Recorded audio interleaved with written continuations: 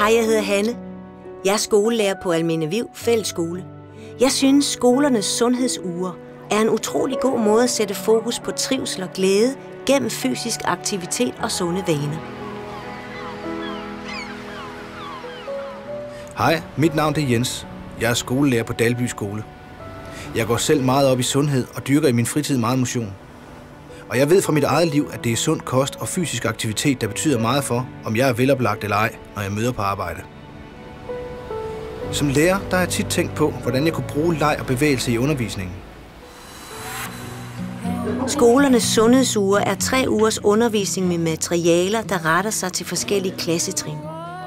I ugerne taler vi om sundhed, cykler i skole, laver sund mad, løser faglige opgaver og samler point til skolernes sundhedsugers konkurrence.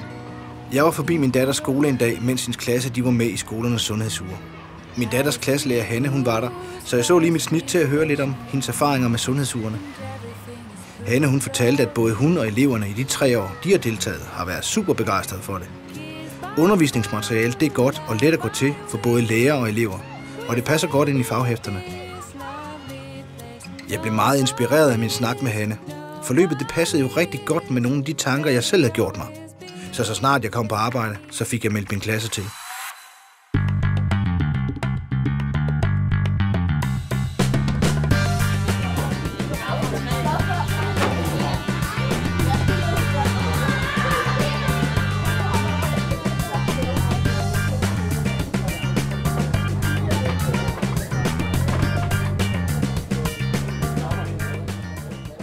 Jeg er rigtig glad for, at jeg fik meldt min klasse til. Selvom mine elever de går i 8. klasse, så er de gået op i det med liv og sjæl, når vi har været i gang med de forskellige aktiviteter. Det har været rigtig sjovt, og det er også de tilbagemeldinger, jeg får fra mine elever. Så det gør vi helt sikkert igen i år.